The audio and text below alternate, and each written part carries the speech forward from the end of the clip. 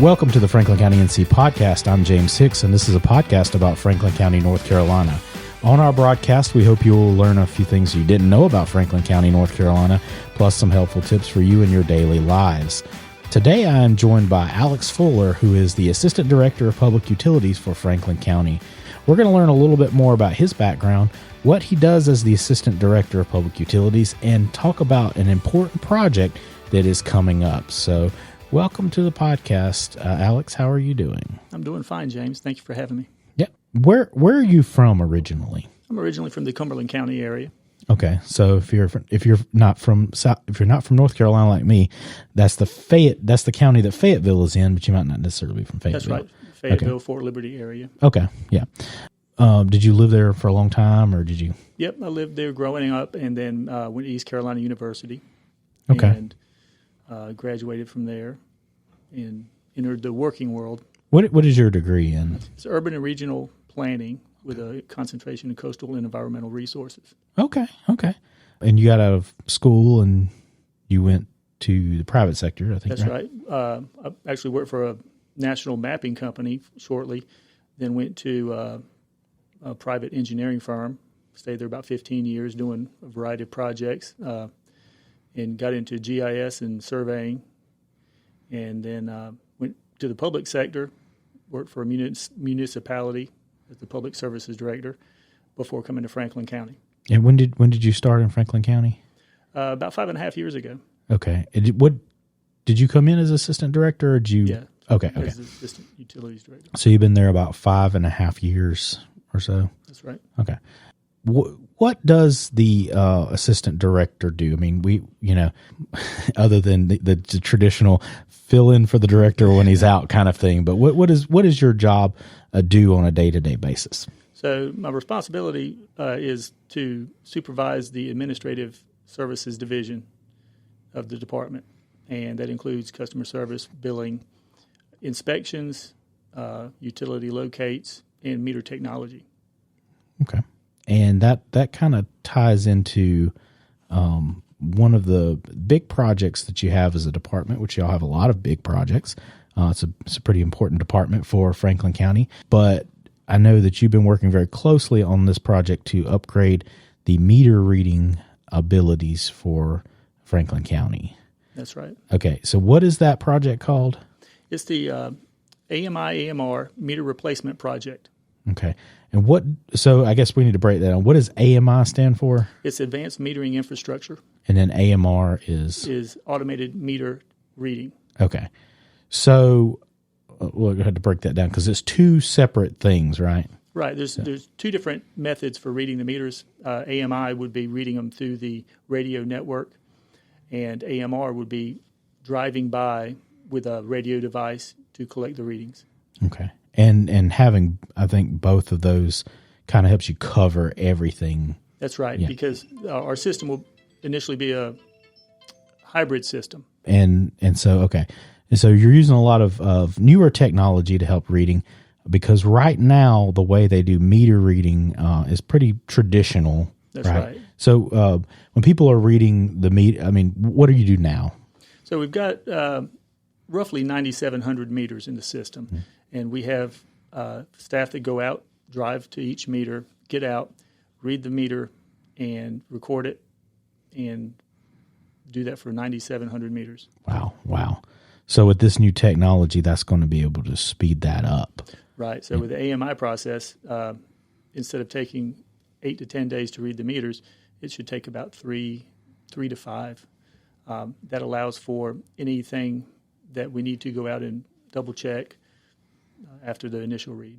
So getting a little bit further into into this program, we talked about AMI and AMR and how both will kind of help cover that full gamut of everything. What are the benefits that you've seen from this new technology that's going to benefit not only the county but our customers, water users, and all of that? Well, it definitely streamlined our processes. We won't have to roll the trucks out. We'll have some cost savings there. We'll also have a higher level of accuracy in obtaining the reads and obtain them more quickly. So it just streamlines the entire process of getting the reads into billing and processing through to the customer's bill. Mm-hmm. And I think there's also there's the benefit of if you need to check on something other than maybe a traditional reading time, that there's an ability to get that data a little faster, right? That's right. So we'll have access to hourly reads on these meters and those that are on the AMI system. And so we could take a look and see if, we set alarms, we can set some other thresholds that would trigger notices back to our staff in the office. And we could take a look at some things that might pop up. And I just thought about this too with the AMI and AMR. They're the same meter, right?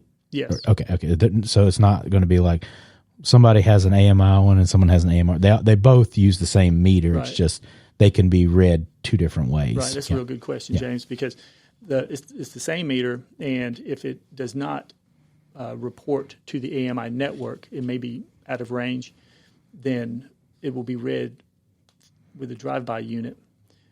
It's the same meter, and it can be read either way. So 1 month the meter on a fringe area could be picked up by the network, and then the next month maybe there's leaves on the tree and it doesn't pick it up. Mm-hmm. We'll drive by and pick it up. Okay. Also with this is newer technology. Obviously, this updating from many years of old technology. How does that upgrade improve the accuracy just from technological standpoint? Well, the old style meter, or the ones we've been using, use a nutating disc, which is it's water passes over it, and it has to force the disc to move in order to measure the water flow. These new meters are ultrasonic, so it's going to be measured through ultrasonic waves and passing through the water, measuring the flow, and it gets a much higher level of accuracy. Okay. Now, this project we've been working on for a little while now, and it's going to be rolled out pretty soon. I mean, it's still in the development, obviously. Mm-hmm. But what are some things that public utilities customers can expect to see down the road? Well, the first thing they'll see is contractors' trucks coming out to change the meter out, and then they really won't notice a difference. The meter will be in the meter box out front. They'll change it out. The impact on the customer is going to be minimal. There could be, interruption of service while they change it out for maybe 30 minutes or less. And then down the road, once we get full implementation on the new system, we could be looking at customers having greater access to the data, their usage data. It will report it in a way that's going to be a little bit more user-friendly than our current system. Customers who have registered online for an online account can see their usage in a bar graph. The new system will give them just a little bit more timely data. Like I said, if you're in the AMI system, it'll give you an hourly read. Okay. So when we get to the installation process, this will be coming up down just a little bit down the road, do people have to reach out to you to do anything, or what will the customers expect as far as do they need to contact public utilities, or is it already going to be handled, or whatever? No, we're scheduling the installations, and we will send out a notification to the different neighborhoods that are going to be worked on maybe a week ahead, and it could cover an area that would take 2 to 3 to 4 weeks to fully, complete the installation. But we'll get the notification out ahead of time before we start that neighborhood. Customers do not need to contact us. They don't have to be home when the installers come. The installers will show up, replace the meter. There will be, like I said, a temporary outage while they put one meter out, put the other meter in. They'll leave a door hanger, and the door hanger will say, hey, we changed your meter, or we couldn't change your meter because there was water usage. Somebody in the house was using water. We didn't turn it off.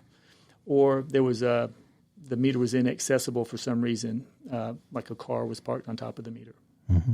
And once the installation, you'll let customers know that it has been installed, right? That's right. The door hanger will indicate the results of that visit by the installers. Okay.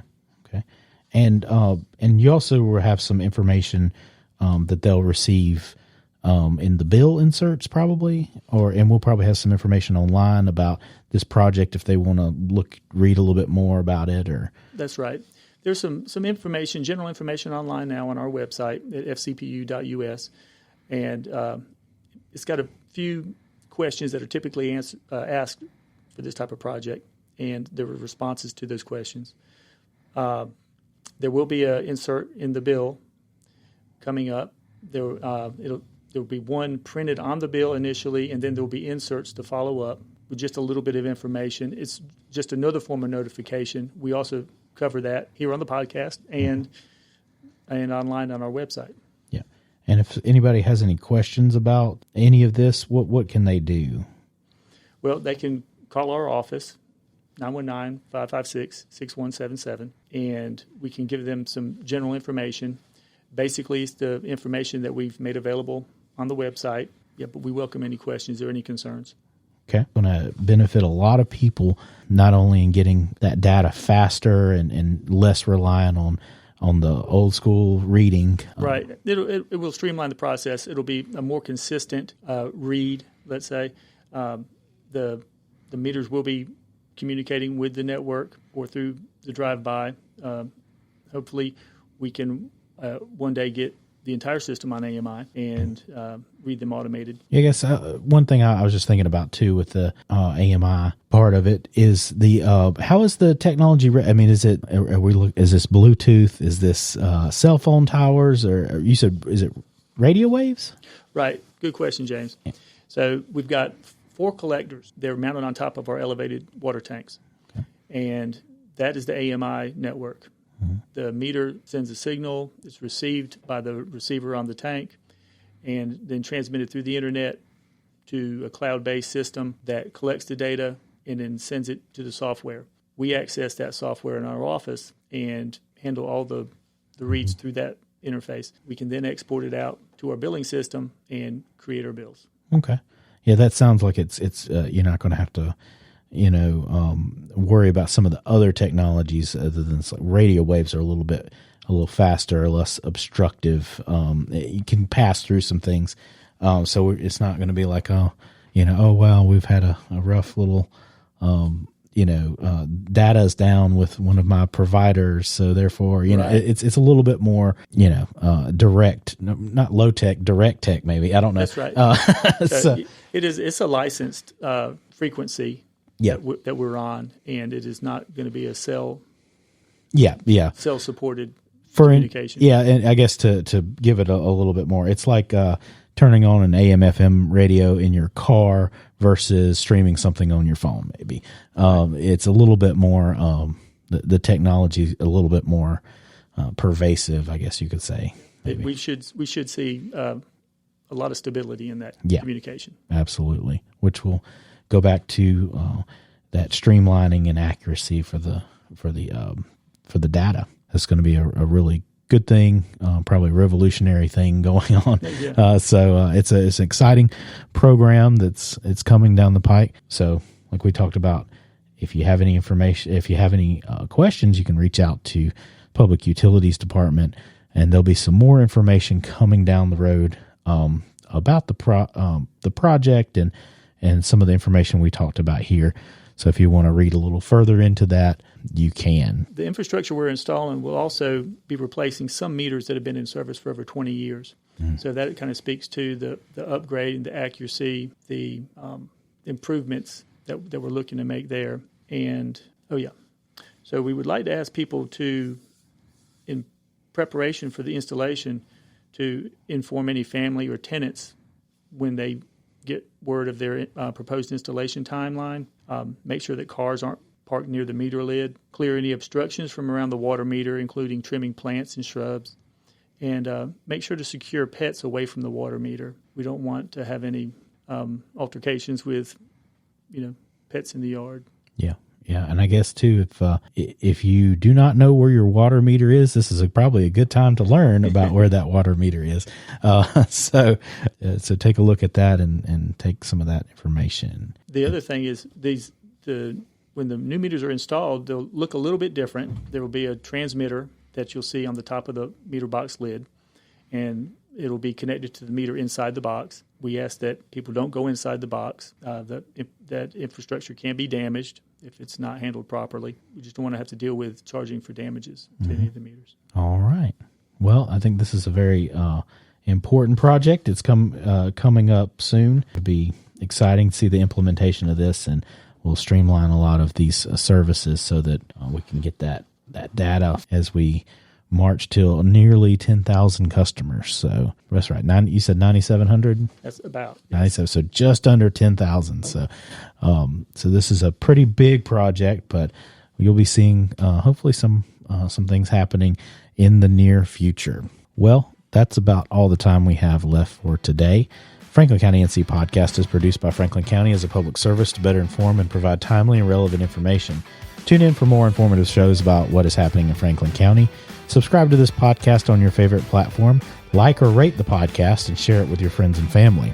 To find out more about Franklin County in North Carolina, go to our website at www.franklincountync.gov and sign up for our email newsletter while you are there. For all of us here at Franklin County, I'm James Hicks, and we'll talk to you soon.